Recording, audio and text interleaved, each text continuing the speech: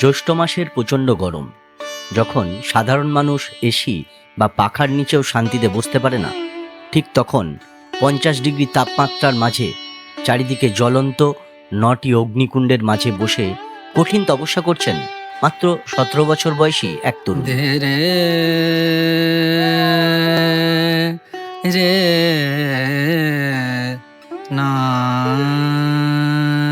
ইনি হলেন সাধ্বী কাঞ্চননাথ। হরিয়ানার জিন্দ জেলার ঢাকাল গ্রামে তার এই অলৌকিক তপস্যা দেখতে ভিড় জমাচ্ছেন হাজার হাজার মানুষ। কিন্তু কেন এই বয়সে তিনি বেছে নিলেন এই কঠিন পথ? কিভাবে 5.5 মাস বয়স থেকে শুরু হলো তার এই আধ্যাত্মিক যাত্রা? আজ আমরা জানব তার জীবনের সেই বিস্ময়কর গল্প। সাধ্বী কাঞ্চননাথ পাঞ্জাবের নাথ বংশের রোস্তক গদির অন্তর্গত এবং তার গুরু হলেন যোগী রাজনাথ। কাঞ্চননাথের বয়স যখন মাত্র 5.5 মাস, তখন থেকেই তিনি তার গুরুমাতার কাছে আশ্রমে চলে আসেন।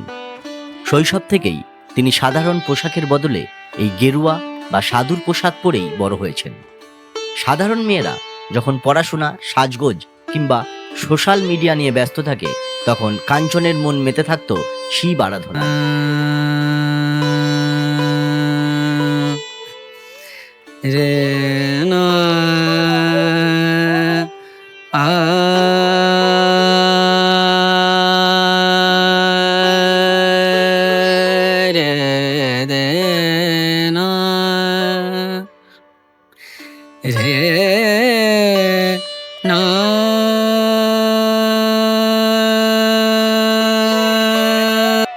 কাঞ্চননাথ বর্তমানে যে তপস্যাটি করছেন সেটিকে বলা হয় 9 ধুনি তপস্যা।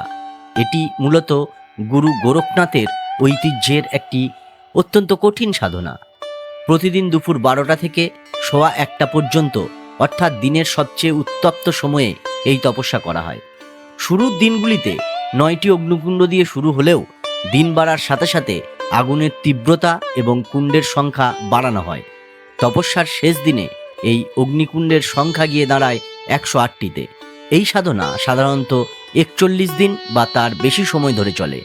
সবচেয়ে আশ্চর্যের বিষয় হলো, যখন চারপাশের জ্বলন্ত আগুনের তাপে সাধারণ মানুষের পক্ষে এক মুহূর্ত দাঁড়িয়ে থাকা সম্ভব নয়, তখন কাঞ্চননাথের অনুভূতি কেমন থাকে তিনি নিজেই জানিয়েছেন। এই আগুনের মাঝে বসে তার বিন্দুমাত্র গরম বা কষ্ট অনুভূত হয় না, বরং তার মনে হয় যেন তিনি এসির ঠান্ডা বাতাসের মধ্যে বসে আছেন। তিনি বিশ্বাস করেন স্বয়ং ভোলানাথ বা শিব ঠাকুরের আশীর্বাদেই তিনি এই সহ্য শক্তি পেয়েছেন এবং তার লক্ষ্য হলো এই তপস্যার মাধ্যমে ভক্তদের কল্যাণ করা। আপনি হয়তো ভাবছেন, কাঞ্চননাথ কি সারাদিন শুধু পূজাপাঠই করেন? একদমই নয়। তিনি সাধ্বী হওয়ার পাশাপাশি পড়াশোনাও চালিয়ে যাচ্ছেন। তিনি গুরুকুলে 10ম শ্রেণী পর্যন্ত পড়াশোনা শেষ করে বর্তমানে দ্বাদশ শ্রেণীতে পড়ছেন। আধ্যাত্মিকতা এবং আধুনিক শিক্ষা দুটোকেই তিনি সমানভাবে বজায় রেখেছেন। মাত্র 9 বছর বয়সে তিনি কানপুরে আনুষ্ঠানিকভাবে সাধু জীবন গ্রহণ করেন এবং আজ প্রায় 8 বছর ধরে তিনি মাথায় জটা ধারণ করে আছেন, যা তৈরি করতে খাঁটি বটের আঠা ব্যবহার করা হয়েছে। কাঞ্চননাথের গুরুমাতা অত্যন্ত গর্বের সাথে জানান যে কাঞ্চননাথ তার কাছে ছেলের চেয়েও বড়। তিনি শুধু একজন সাধ্যই নন, বরং আশ্রমের সব দায়িত্ব তার কাঁধে। তিনি খুব চমৎকার গাড়ি চালাতে পারেন। গুরুমাতাকে নিয়ে দিল্লি, জয়পুর বা যে কোনো দূরবর্তী স্থানে তিনি গাড়ি চালিয়ে নিয়ে যান। শুধু তাই নয়, আশ্রমের রান্নাঘর সামলানো থেকে শুরু করে আশ্রমে থাকা 7-8টি গরুর দেখভাল সবই তিনি নিজে হাতে করেন। মজার ব্যাপার হলো, কাঞ্চননাথ ছাড়া এই গাভীগুলি নাকি অন্য কারো কাছে দুধও দেয় না। আজকের সমাজ যেখানে অনেক সময় কন্যা সন্তানকে অবহেলা করা হয়, সেখানে কাঞ্চননাথের এই জীবন আপনাকে এক বড় বার্তা দেয়। তার গুরুমাতা বলেন, মেয়েদের যদি সঠিক সংস্কার এবং ভালো শিক্ষা দেওয়া হয়, তবে তারা ছেলেদের চেয়েও বেশি বংশের ও বাবার নাম উজ্জ্বল করতে পারে। কাঞ্চননাথ তার সবচেয়ে বড় প্রমাণ। মাত্র 17 বছর বয়সে সাধ্বী কাঞ্চননাথের এই ত্যাগ, ভক্তি এবং কর্মজীবন সত্যিই আমাদের অনুপ্রেরণা দেয়। এই অলৌকিক তপস্যা এবং তার জীবন নিয়ে আপনার কি মতামত তা অবশ্যই কমেন্ট করে জানান। ভিডিওটি ভালো লাগলে লাইক করুন এবং দেশের প্রতিটি কোণায় এই বার্তা পৌঁছে দিতে ভিডিওটিকে প্রচুর শেয়ার করুন। আরও এমন ভিডিও দেখতে আমাদের চ্যানেলটি সাবস্ক্রাইব করুন। ধন্যবাদ।